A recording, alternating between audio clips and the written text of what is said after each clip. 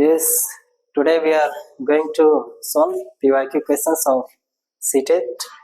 CTET के अति महत्वपूर्ण प्रश्न है जिनको हम क्या करेंगे देखेंगे। और ये क्या है? PYQ क्वेश्चंस हैं, जो प्रीवियस ईयर क्वेश्चंस हैं, एग्जाम में आए हुए प्रश्न है। पहला कह रहा है कि निम्नलिखित में से कौन सा शिक्षक की भूमिका सबसे अच्छा वर्णन करती है? तो कह रहा है कि आराम के लिए जगह बनाना, जहां बच्चे संवाद पूछताछ के माध्यम से सीखते हो। कक्षा में शिक्षक का सबसे महत्वपूर्ण भूमिका अनुशासन को बनाए रखना चाहिए। तो ये भी बात सही है। एक शिक्षक को निर्धारित पाठ्य पुस्तक का पालन करना चाहिए, यह भी सही है। पाठ्य पुस्तक को समय पर पूरा करने के साथ साथ दोहराने के लिए पर्याप्त समय देना चाहिए। देखिए, अब ये कह रहे हैं कि शिक्षक की क्या भूमिका होनी चाहिए। सबसे महत्वपूर्ण जो ऑप्शन देखना है वो इस प्रश्न के हिसाब से ही फाइंड करना होगा। तो देखिए, बच्चों के लिए क्या करना चाहिए? संवाद कराना चाहिए, यानी कि आपस में वार्तालाप होनी चाहिए, और प्रश्नों पर क्या होनी चाहिए? पूछताछ होनी चाहिए। इससे बच्चे क्या होते हैं? इंगेज होते हैं, सीखते हैं और चीजों को करते हैं।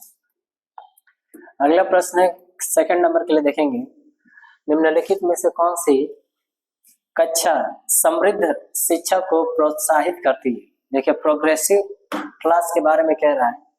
तो पाठ्य पुस्तक सामग्री द्वारा संचालित, संरचित और योजनाबद्ध अधिगम वाली कक्षा।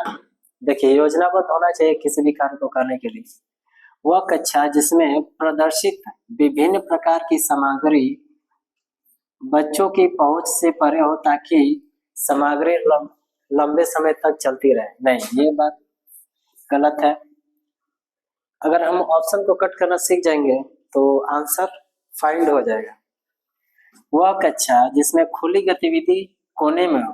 अच्छा, कोने में क्यों होगा? विभिन्न प्रकार के बाल साहित्य खुली अलमारी शेप में रखे हो, जो दिन के किसी भी समय प्राप्त किया जा सके। अलमारी में अच्छी तरह संगठित सामग्री वाली कक्षा, जहां सामग्री को सप्ताह में एक बार मुफ्त खेल के लिए बाहर लाया जाता है। ठीक है, तो इस क्वेश्चन का जो राइट आंसर होगा ऑप्शन नंबर थर्ड। ठीक है, ये क्वेश्चन बहुत आया हुआ क्वेश्चन है, तो इजी नहीं है, अब और क्लियर दिख रहा होगा। चलिए, अगला प्रश्न है, कह रहा है कि निम्नलिखित में से कौन सा कक्षा में पाठ्य पुस्तकों की भूमिका का सबसे अच्छा वर्णन करता है? पाठ्य पुस्तक की भूमिका का सबसे अच्छा वर्णन वे संसाधन रहित संदर्भ में, जिस संदर्भ में सबसे आवश्यक अधिगम संसाधन बनाती हो। वे कक्षा में उपलब्ध संसाधन और संदर्भ सामग्री में से एक है।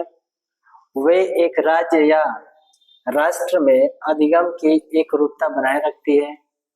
वे अध्ययन के पाठ्यक्रम के बारे में शिक्षकों और माता पिता को मार्गदर्शन प्रदान करती है। क्वेश्चन बहुत लेवल का है। तो देखिए, पाठ्य पुस्तक की भूमिका का सबसे अच्छा वर्णन क्या हो सकता है? कि वे संसाधन रहित, रहित मतलब बिना संसाधन का, ठीक ना? रहित मतलब क्या होता है? बिना संसाधन के। संदर्भ में सबसे आवश्यक अधिगम संसाधन बनाती है। और इस क्वेश्चन का जो राइट आंसर होगा ऑप्शन नंबर। ठीक, अगला चौथा नंबर कह रहा है कि जो राष्ट्रीय पाठ्यचर्या फ्रेमवर्क है, एनसीएफ है, ठीक है, ये क्या है? एनसीएफ 2005 ने अपनी समझ डैश से प्राप्त की है। तो ऑप्शन बी है संज्ञानात्मक, मानवतावाद, व्यवहारवाद, और एक इसका ऑप्शन कट गया है क्या? अच्छा, आगे है, यानी कि रचनावाद होगा। तो हाँ, ये मैं अपने ये में डाला था। तो इस क्वेश्चन का जो राइट आंसर है वो हमारे यूट्यूब पोस्ट से मिल जाएगा। तो अगर इसका आंसर देखना है तो आप यूट्यूब पोस्ट पे जाइए और वहां पे कुछ क्वेश्चन है उनको सॉल्व करिए। अगला प्रश्न है, क्वेश्चन नंबर 5 कह रहा है कि कक्षा में बच्चों को प्रेरित समझा जा सकता है, मैंने उन्हें मोटिवेट कब समझा जाएगा? ठीक है, मोटिवेट मतलब क्या होता है? हाँ, मोटिवेट मतलब अर्चना, मोटिवेट प्रेरणा एक ऐसी शक्ति है जो कार्य करने के लिए प्रेरित करती है व्यक्ति को। अगर मोटिवेट ना हो तो इंसान कोई काम ही नहीं करेगा। ठीक है, ये पूरा एक चैप्टर है। तो कह रहे कि वे शिक्षक प्रेरित कब समझा जाएगा, यही पूछ रहा है कि वे शिक्षक से स्पष्टीकरण प्राप्त करने के लिए प्रश्न पूछते हो? नहीं। वे अच्छी तरह से वर्दी पहने स्कूल में आते हो? नहीं। वे कक्षा में अनुशासन बनाए रखते हो? वे सभी उपस्थित में नियमित हो?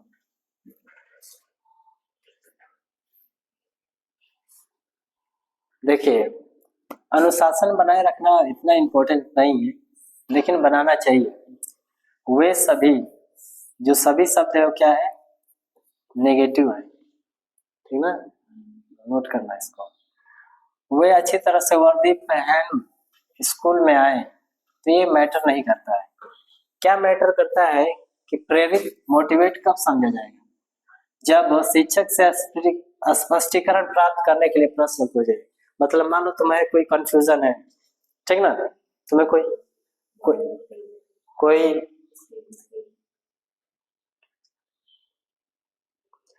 यदि मान लो कि तुम्हारे कोई डाउट है, तो जब तुम हमसे पूछी तो हम क्या कर देंगे, उसका एक फाइनल आंसर बताएं, तब उससे क्या समझा जाएगा? मोटिवेटेड क्लास समझा जाएगा।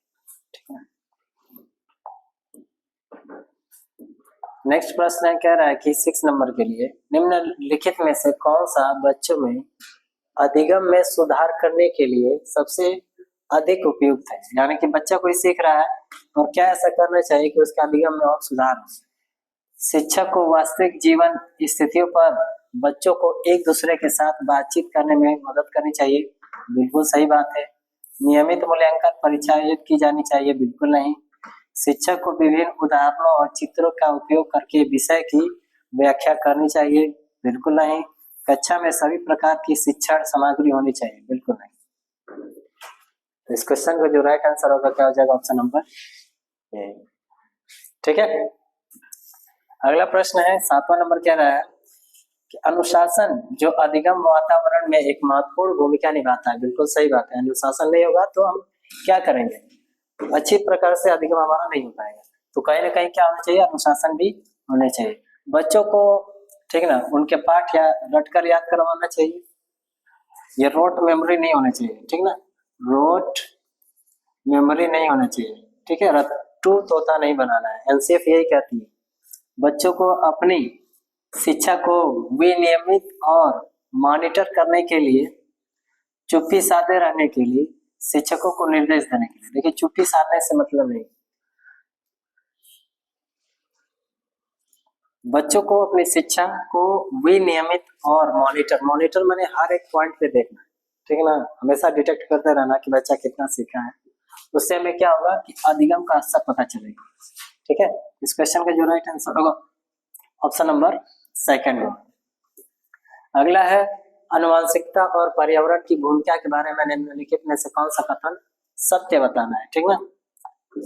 तो आनुवंशिकता क्या है? जो एक पीढ़ी से दूसरी पीढ़ी में ट्रांसफर होती है, वही क्या आनुवंशिकता है। पर्यावरण केवल बच्चे के भाषा विकास में महत्वपूर्ण भूमिका निभाता है? नहीं। जहां पर भी क्या दिखे, हाँ बहुत बढ़िया ट्रिक, जहां पर भी क्या हो, केवल हो, केवल, सभी, ठीक है, हतोत्साहित, हतोत्साहित, ये सब क्या है अर्चना? ये नेगेटिव वर्ड है। किसी भी ऑप्शन में देखे तुरंत बिना सोचे समझे काटे। ठीक, यहाँ पर क्या है? केवल है, कट गया। अब आगे पढ़ने की जरूरत नहीं। विकास के कुछ पहलू आनुवंशिकता और कुछ अन्य पर्यावरण से अधिक प्रभावित होते हैं। कहीं ना कहीं बात सही है। सीखने और प्रदर्शन करने की एक बच्चे की क्षमता जीनों द्वारा पूरी तरह से निर्धारित की जाती है। अच्छा, जीन, ये बायो वाला जीन है जो ट्रांसफर करता है, तो नहीं। अच्छी देखभाल और पौष्टिक आहार बच्चे के किसी भी जन्मजात विकार को दूर कर सकता है? तो बिल्कुल बात है, किसी भी विकार को तो नहीं दूर कर सकता है। ठीक ना, लेकिन वो कह दिया कि किसी भी विकार को, तो किसी भी विकार को दूर नहीं कर सकता है। इस क्वेश्चन का जो राइट आंसर होगा क्या हो जाएगा, ऑप्शन नंबर सेकंड। ठीक है, यानी कि विकास के कुछ पहलू जो होते हैं हमें क्या होते हैं, आनुवंशिकता से भी मिले होते हैं और कुछ वातावरण से भी मिले होते हैं। ठीक है, एक दिन में रेशियो बताया था, क्या रेशियो था पहले का, 80 और 20, यानी कि हम आनुवंशिकता से हमें कितना प्राप्त होता है 80 और पर्यावरण से वातावरण से 20, लेकिन इस समय क्या है, ये रेशियो पलट गया है। ठीक है, अभी इस समय क्या हो गया है, बस 20 और 80 का, यानी कि हम आनुवंशिकता से 20% सीख रहे हैं और पर्यावरण से या वातावरण से 80%। तो यानी कहीं ना कहीं हमारे एनवायरमेंट का बहुत हमारे ऊपर समाजीकरण का बहुत ज्यादा प्रभाव है। ठीक है, अगला प्रश्न है, कह रहा है कि निम्नलिखित में से कौन सा कथन पियाजे के सिद्धांतों के अनुसार कहा नहीं जा सकता है। बच्चे अपने पर्यावरण पर क्रिया करते हैं, ठीक ना, पास से देखने से नकल को धुंधला दिखाई देता है, उसमें क्लियर दिखाई देगा दूर से। विकास गुणात्मक चरणों में होता है, सही है, कौन सा कथन नहीं कहा जा सकता है, अच्छा नहीं बता रहे, ये भी याद रहे। बच्चे अपनी दुनिया के बारे में ज्ञान के निर्माण स्वयं करते हैं, उपयोग करते हैं, ये भी सही है। निरंतर अभ्यास से अधिगम होता है, बिल्कुल सही बात है, तो ये भी सही है, ये भी सही है और ये भी सही है। सॉरी, तो विकास गुणात्मक चरणों में होता है, विकास जो है वो गुणात्मक चरणों में नहीं होता है, और यही क्या बताना था, नहीं बताना था। तो इस क्वेश्चन का जो राइट आंसर होगा क्या होगा, ऑप्शन नंबर सेकंड। कुछ ऐसे क्वेश्चन आते हैं ना जो सोचने पर मजबूर कर देते है कि नहीं है। तुम लाइव देख रही हो, कुछ ऐसे सॉल्व करो तो पता चल ही रहा है, हर्षना उड़ा रही है, कुछ नहीं, जारी रहो। सीमा, एक सीमा नहीं है, पूर्व संक्रियात्मक बताए थे ना, एक होता है सेंसरी, कितने चरण दिया था जिन पियाजे ने, 4। तो पहला क्या था, संवेदी, और इसी को कहते हैं सेंसरी मोटर, सेंसरी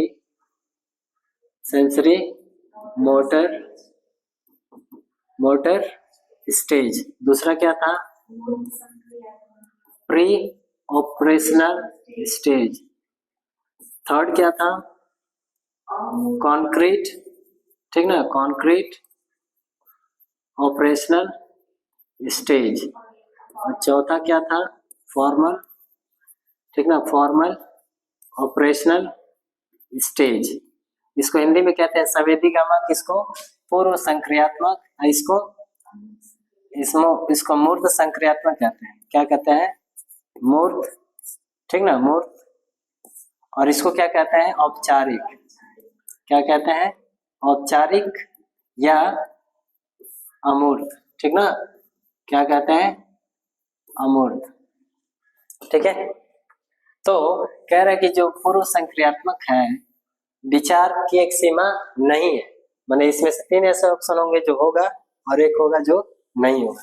तो कह रहे अनुक्रमणीयता ये होगा, और अनुक्रमणीयता का मतलब क्या होता है, इररिवर्सिबिलिटी बोलते हैं, यानी कि जो बच्चा है मुख्य बिंदु से गया और पुनः उस बिंदु पर वापस नहीं आ पाया, वही होता है इररिवर्सिबिलिटी। जैसे यदि हम कहेंगे कि 6 + 2 कितना होता है, 8, है ना, लेकिन हम कहेंगे कि 2 + 6 कितना होता है, तो नहीं बता पाएगा। हम कहेंगे कि तुम्हारा घर से स्कूल कितना दूरी है, 5 किलोमीटर, लेकिन स्कूल से घर कितना दूरी है तो नहीं बता पाएगा। तो यही होता है अनुक्रमणीयता, इररिवर्सिबिलिटी, ध्यान केंद्रित करने की प्रवृत्ति। ठीक है, प्रतीकात्मक विचार का विकास। देखिए प्रतीकात्मक मतलब क्या होता है, जैसे झाड़ू है और झाड़ू को क्या बोलेगा, पप्पा हट जाओ मेरी गाड़ी आ रही है, ठीक ना, अपने पैरों के बीच में उसे फंसाकर वो क्या करते हैं, खेल खेलते हैं, इसी को प्रतीकात्मक विचार कहते हैं। अहम मान्यता, ठीक है, इकोसेंट्रिक जिसको कहते हैं, जिन पियाजे ने दिया था, केवल बच्चा क्या करेगा, अपने बारे में ही सोचता है। ठीक है, तो ये जो ध्यान केंद्रित करने की प्रवृत्ति है, यही क्या होगा, ये नहीं होगा, और बाकी तीनों के तीनों क्या हो जाएंगे, इस ऑप्शन का आंसर अगली, यानी कि इस क्वेश्चन का जो राइट आंसर होगा ऑप्शन नंबर सेकंड। चलिए अगला प्रश्न है, जीन पियाजे तो हम लोग ठीक से पढ़े हैं, जीन पियाजे, वाइगोस्की और कोलबर्ग, सिगमंड फ्रायड। चलिए, डैश के अलावा निम्नलिखित कारणों से खेल युवा बच्चों के विकास में एक महत्वपूर्ण भूमिका लेगा। सही बात है, जब बच्चा खेलेगा तो कहीं ना कहीं विकास होगा। वह नए कौशल हासिल करते हैं, सीखते हैं कि उन्हें कब उपयोग किया जाए, वह अपने शरीर पर निपुणता प्राप्त करते हैं, उनकी ज्ञानेंद्रियों को विचलित करना यह समय बिताने का एक सुखद तरीका है। नहीं क्या ये क्या कह रहा है? के अलावा निम्नलिखित कारणों में, अच्छा के अलावा निम्नलिखित कारणों में, प्रश्न है देखो नेगेटिव साइड पूछ रहा है इसका मतलब, क्योंकि 3 ऑप्शन तो सही है। तो अब देखते हैं, कारणों से खेल युवा के बच्चों के विकास में एक महत्वपूर्ण भूमिका निभाता है। तो देखो ये भी महत्वपूर्ण भूमिका है भाई, उसका कौशल, क्रिकेट खेल रहा है, फुटबॉल खेल रहा है, कौशल है, कला, और वे अपने शरीर की निपुणता बिल्कुल सही, अपने बॉडी पे कंट्रोल पा रहा है और यह उनकी अंदरूनी को उत्तेजित करता है। तो बिल्कुल सही बात है, वो अपने खेलते समय फुटबॉल खेल रहा है तो उनका दिमाग हमेशा फोकस रहेगा फुटबॉल पे, और यह समय बिताने के लिए एक सुखद तरीका नहीं है, यही क्या हो जाएगा, गलत, ठीक ना। तो इस क्वेश्चन का जो राइट आंसर होगा क्या हो जाएगा, ऑप्शन नंबर 4, ठीक है, क्योंकि 3 ऑप्शन सही है, 3 ऑप्शन एक जैसे हैं तो तीनों कट करो, सिंपल है। निम्नलिखित में से कौन सा एक प्रश्न बच्चों को गंभीर रूप से सोचने के लिए आमंत्रित कर सकता है? तो विभिन्न तरीकों से हम इसे कैसे हल कर सकते हैं, बिल्कुल सही है। क्या आप इसका उत्तर जानते हैं, ये भी सही है। सही जवाब क्या है? क्या आप इसी तरह किसी स्थिति के बारे में सोच सकते हैं? तो यदि गंभीर पूछा है, ठीक ना, गंभीर पूछा है तो गंभीर कब होगा कि जब विभिन्न तरीकों से हम क्या करेंगे, इसे हल करने का प्रयास करेंगे, ठीक ना।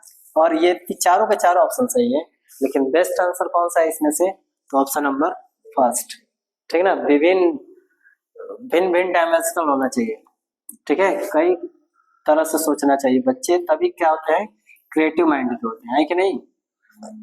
चलो अगला है, अगला तुम बताओगे, पूछना नहीं, इधर लिखा है, आप कितना पूछे। निम्नलिखित में से कौन सा विकल्प प्रगतिशील शिक्षा का सबसे अच्छा वर्णन करता है? ये तुम्हारे लिए क्वेश्चन। प्रोग्रेसिव क्लास का सबसे अच्छा उदाहरण क्या होगा?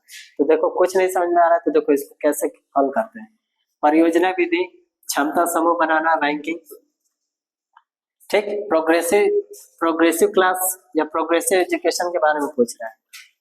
करके सीखना, देखो करके सीखना सबसे बेस्ट आंसर हो सकता है। परियोजना विधि, सहयोग से सीखना, ये सबसे आंसर सटीक हो सकता है।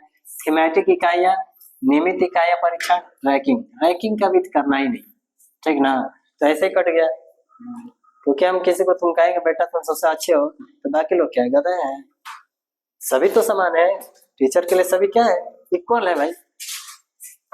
तो किसी को रैंकिंग नहीं करना है, किसी को लेवलिंग नहीं करना है, व्यक्तिगत अधिगम, क्षमता समूह बनाना है, और छात्रों को लेवलिंग, देखो आ ही गया, मैं अभी इस ऑप्शन को देखा भी नहीं था और लेवलिंग आ गया, लेवलिंग नेगेटिव वर्ड है, ठीक है।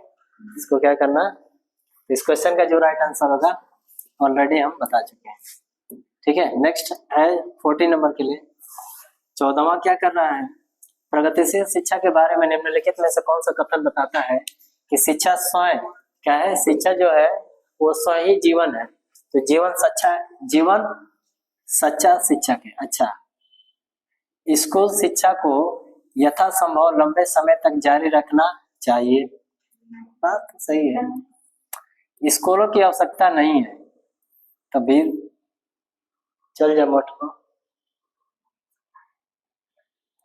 स्कूलों में शिक्षा सामाजिक प्रकृति दुनिया को प्रतिबंधित करती नहीं, अच्छा प्रतिबिंब, मुझे लगा प्रतिबंध है।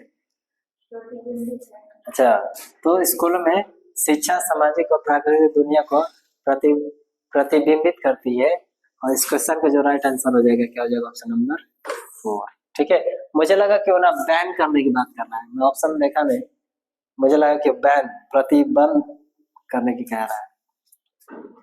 चलिए अगला है, और आज का ये लास्ट प्रश्न है, कह रहा है कि 15 कोलबर्ग के सिद्धांत के अनुसार योगदान के रूप में निम्नलिखित में से किसे माना जा सकता है? कोलबर्ग ने क्या दिया था? क्या 305 देखो 3 स्तर दिया था, 6 चरण, ठीक ना। और हर स्तर में 2-2 चरण, हर स्तर में 2-2 चरण। पहला क्या है? दंड एवं आज्ञा पालन। पहला क्या है बोलो? दंड एवं आज्ञा पालन, ठीक। दूसरा क्या है? बोलो।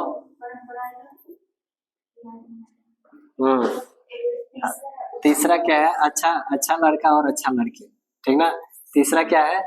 Good boy, good boy, good boy लिखना है तो क्या लिखते हो? बॉय गुड गर्ल, ठीक। और चौथा क्या है? कानून व्यवस्था। क्या है? कानून व्यवस्था, यानी कि लॉ एंड ऑर्डर बोलते हैं जिसको, व्यवस्था। पांचवा बोलो। सामाजिक विधि है, ठीक ना। सामाजिक विधि। और सबसे अंतिमवा है सार्वभौमिकता, ठीक ना। सार्वभौमिकता है, ठीक है। तो क्या क्या है? कोलबर्ग ने नैतिक विकास का सिद्धांत, इनका जो सिद्धांत है उसको क्या कहते हैं? नैतिक विकास का सिद्धांत, ठीक है। दूसरा क्या था?